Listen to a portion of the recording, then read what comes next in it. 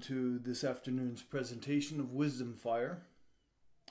The theme, the topic of today's presentation is life's lessons, a shamanic perspective on the belief that life is a school. We're here in this life to learn. Within everything there is a lesson.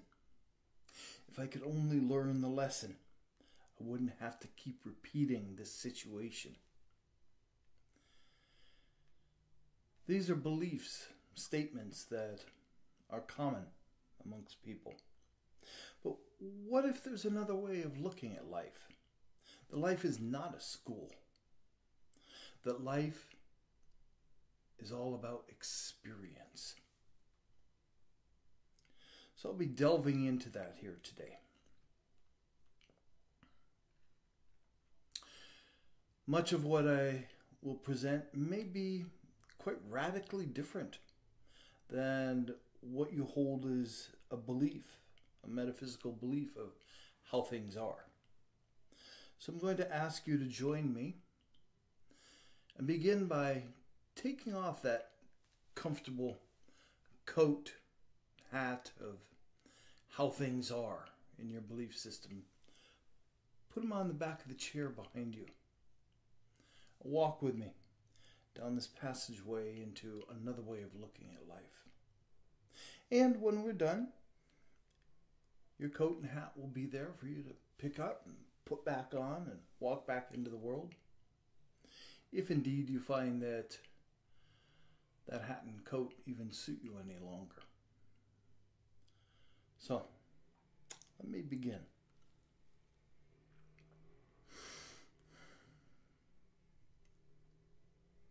Imagine that you have gone to a university in order to learn something very specific. You put your time in, you study hard, you ace the test, you pass the boards, you get your diploma. You've done it. You got what you went there to get. And so the next year, the university is offering the same course. Do you go back and do the course again? No, of course not. You completed it. You got what you went there for. You're out of there. Let's take a look at another situation. Have you or do you know anyone who has ever entered into a relationship in order to learn?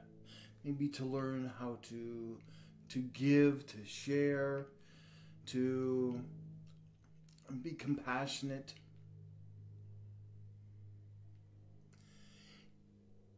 Invariably, what happens to that relationship once you have learned what you went into the relationship to learn? Once you've gotten what you went into the relationship for? It ends. It's served its purpose. It's over. You're out of there. Now, I'm not saying that's a healthy thing to do to another human being, to engage their love and intimacy just so that you could learn a lesson. But I'm just proposing that as a hypothetical. Following the same logical consistency of the university and the relationship, let's apply that same perspective to life. If you are here in this life to learn something, maybe it's forgiveness, maybe it's a greater compassion, maybe it's to be loving, whatever it may be. What will happen once you get it, once you learn that lesson? Life has then served its purpose. You've got what you came into life to learn. What then happens? Following the same logical progression. You're done. You're complete. You don't need to be here anymore. Life has served its purpose. You're out of here. Pragmatically, what does that mean in regards to life if you're out of here? That's right. It means you die.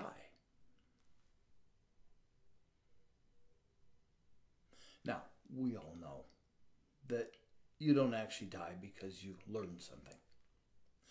However, we each have an instinctual mechanism within ourselves for self-preservation. An instinct is purely biophysical. It has no mentative capabilities about it. That is, it cannot discern the difference between this nor that. You can't argue with it. You can't convince it otherwise. An instinct simply performs the function of that instinct. And the instinct for the preservation of our lives is to keep us alive.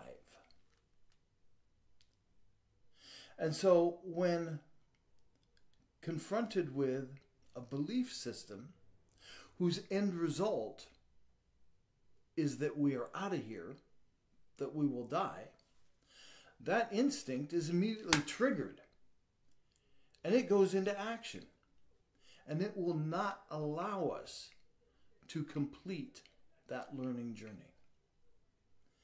It will sabotage, it will delay, it will distract, it will do everything it can to prevent us from gaining that lesson in order to perform its function of keeping us alive. And so in contending with this, as we're getting closer to that sweet moment of the realization of what we believe we're here in this life to learn, that instinct triggers and kicks in, and all of a sudden we're derailed, we backslide, we lose it, we get ill, we can no longer focus, we lose mental focus and concentration. And after a while, we might even consider, maybe I wasn't here to learn a greater compassion. Maybe I'm here to learn how to just enjoy life. And so then we set upon that path of seeking and learning how to just enjoy life. And all is going well and fine. It's like, yeah, this is it. And as we're going along, we get closer and closer. And the moment we're really about to get what it means to just enjoy life, bang! That instinct triggers again, derails us, sabotages us, throws us off stride, so that we don't get that lesson, because as far as that instinct knows, were we to get the lesson, it would mean the imminence of our own death. We cannot argue with an instinct. We cannot convince it otherwise. It has no mentative capabilities about it. And so often then, what we find is this conflict, this internal conflict that's going on in our life, where we're doing all the right things, making all the right moves to further ourselves in our spiritual life. And yet, things just fall apart. They get distracted. We go into poor health, forgetfulness, whatever it may be. So we're faced with this conundrum. The question that must be asked then is, what is the resolve? Since we can't talk the instinct out of it, we can't say, well, instinct, I'm not really going to die because I've learned to love. Even though we know that that's the truth, we're not really going to die. The instinct doesn't know that. And we can't convince it otherwise. So we have to find a way around the triggering of that instinct.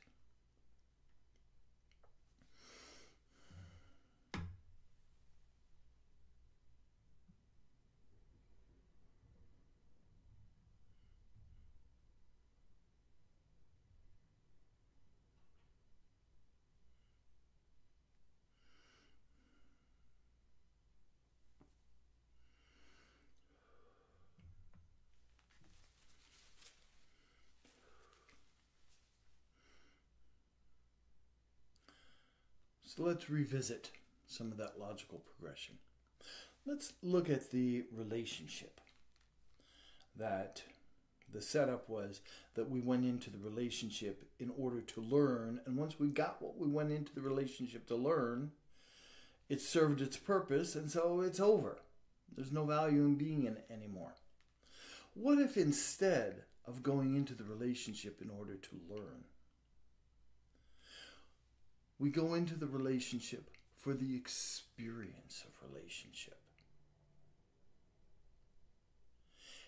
And during the course of the experience of relationship, of course, we learn so much. But there is no end game. We aren't here to learn this nor that. We're here for the experience, which encompasses all the opportunities and potentials that are available to us to learn in the course of that relationship.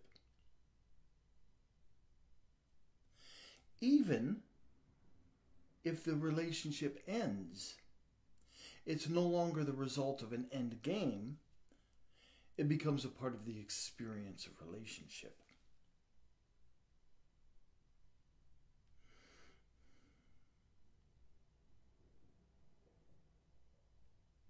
So as we enter into that relationship,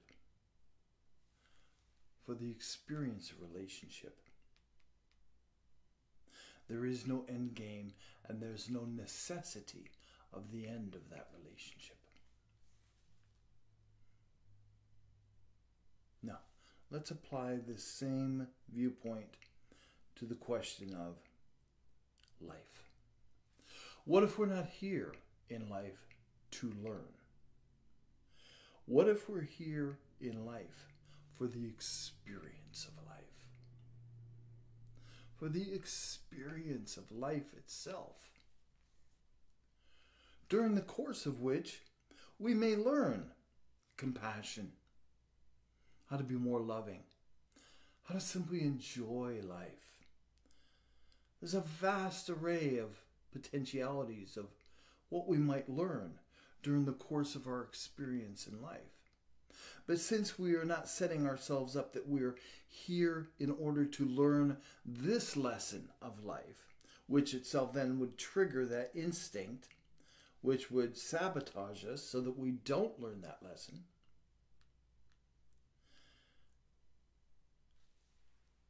we can continue learning so much. And indeed, our eventual death, because we will all die, becomes a part of the experience of life.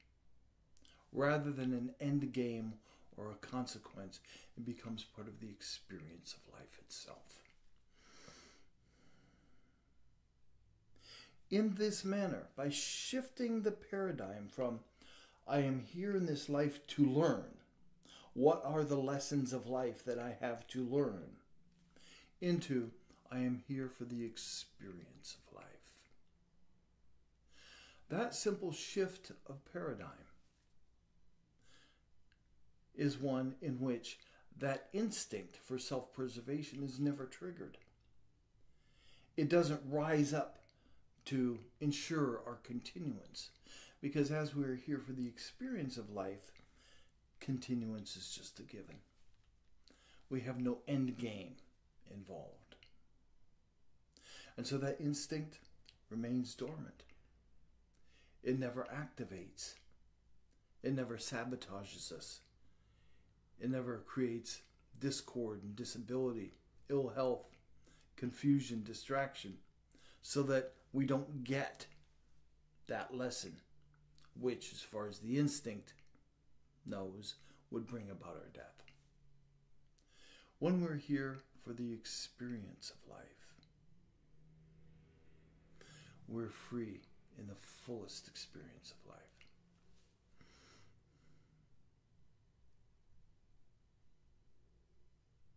So, walking through this hallway, exploring this room of a different paradigm. Your coat and your hat are still sitting on your chair. They'll be there when you return. But I'm going to invite you to go a little bit further down this hallway. Explore another room.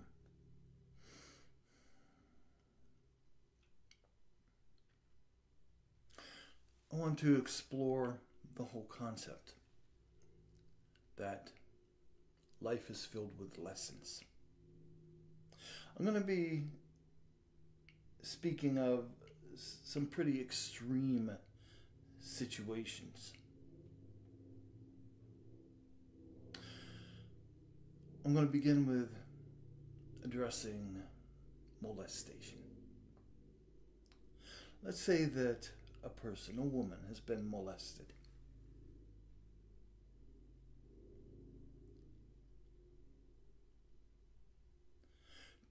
To ask that woman, or for her to ask herself, what is the lesson that you have to learn by having been molested? Is horrific.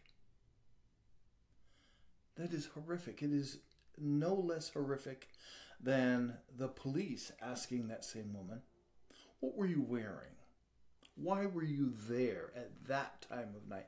As if any of that has any bearing whatsoever on the actions of a perpetrator of abuse, of rape. As if somehow she is responsible. Because it's the same question. What is the lesson that she has to learn from having been molested? Is the same type of question as, why were you there and what were you wearing? It's making her responsible for the horrific acts of another person.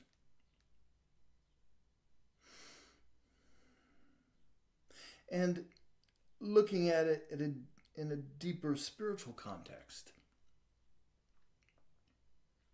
to ask the question in that kind of a situation, what is the lesson? Is as if to say that spirit, her spirit, your spirit, my spirit, the spirit, provides us with lessons and opportunities of growth and learning through violation, desecration, degradation, molestation. No spirit I want any association with, thank you. Those are not the actions of spirit.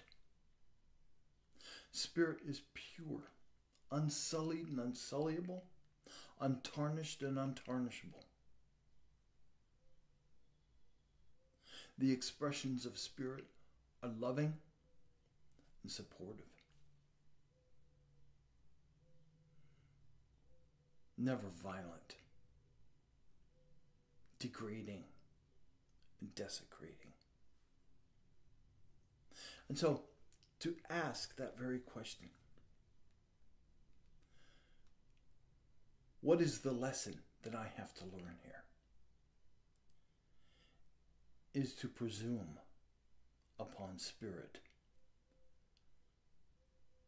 a perspective that is not of the nature of spirit.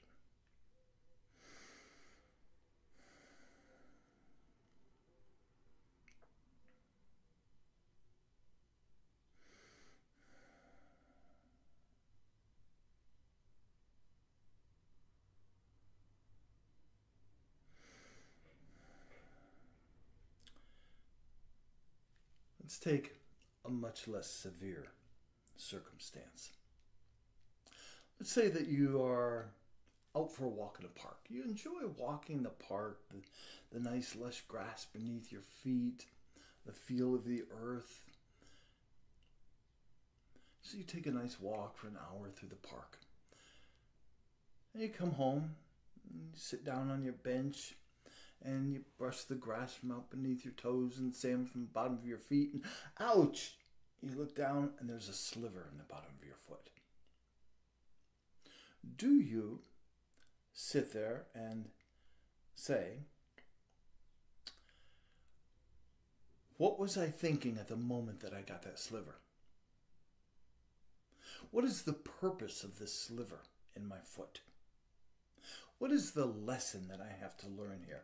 What is it karmically that is going on that I have a sliver in my foot?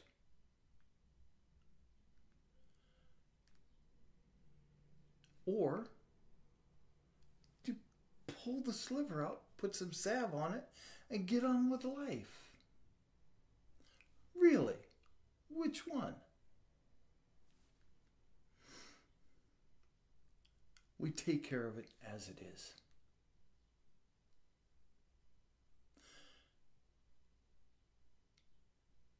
When faced with any situation, we have the tendency, yes, to sit back and ask that question. What's the lesson here? And then, along with that question is, why do I keep repeating this in life? Maybe if I were to learn the lesson, I wouldn't have to keep repeating this. And so what that establishes is a relationship between yourself and spirit, your spirit, the spirit, as being subject to tests and trials. And that if you were only able, capable, worthy enough, good enough to learn the lesson, then Spirit wouldn't keep providing you with this opportunity, this chance to learn that lesson. Again, it puts one in a state of subservience to a belief system. Not to Spirit, but to a belief system. So, whenever I find myself asking that question, as I'm sure you find yourself asking that question, what is the lesson to be learned here? There is one answer. Nothing. There are no lessons to be learned. There are no lessons inherent within situations and events. Do we learn from those experiences? Well, absolutely. I mean, if we're halfway intelligent and creative, and we apply that creative intelligence to investigation of the situation, then yes, we'll learn something. You might learn from that. Well, the reason I have this sticker in my foot is because I walked through that patch of thorns. That's why I got a sliver, a thorn in my foot. It's not because it was some grand lesson. You apply your creative intelligence and you figure it out. And so, do you learn something from that? Yes. Was it inherent in the situation as a lesson for you to be learned? No. It's just a situation. It's an experience. All of life is an experience. There are no lessons inherent within the experience. As if some outside force were setting you up, playing chess with your life. Yes, I know, I understand.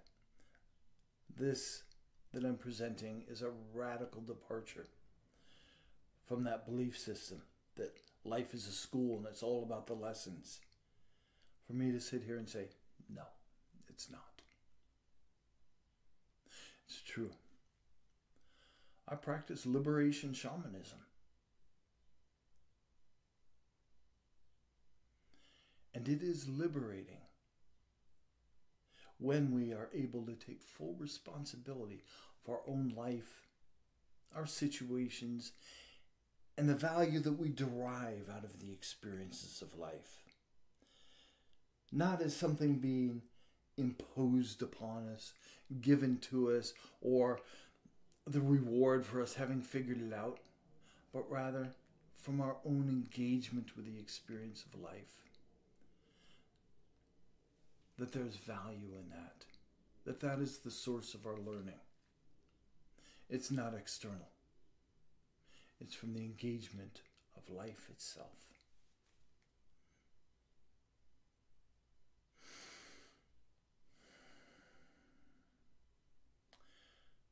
And so I ask you to try this viewpoint on. Give it a try. Anytime that you find yourself in a situation that has been challenging, maybe a friend has turned their back on you,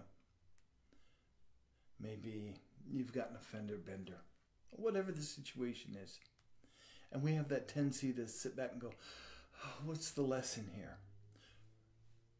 Respond, there is no lesson. This is just an experience. What is the value that I can derive from this experience? Give that a try. It is liberating. And apply this all the way to its extreme and in the engagement of life. Life is not a school. We're not here to learn. We are here in the midst of the experience of life. And in the experience of life, we will derive value. And we will say that that is something that we've learned. But it doesn't come from an outside source. It comes from your creative and wholehearted embrace of the experience of life. Of the experience of life.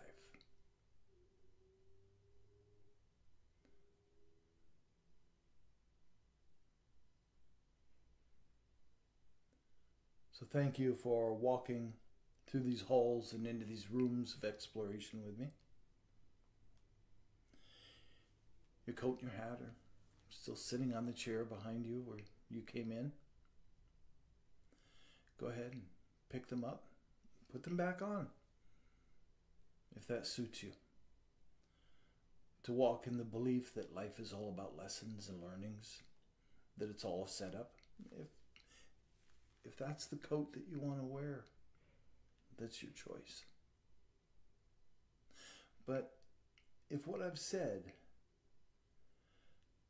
helps you to realize that maybe that coat and hat don't serve me any longer, then maybe it's time to try on a new coat and hat. Or dispense with coat and hats altogether and realize that you can walk free in the sunshine. It's your choice. It's your experience of life. Thank you for spending this time with me. Have a good evening.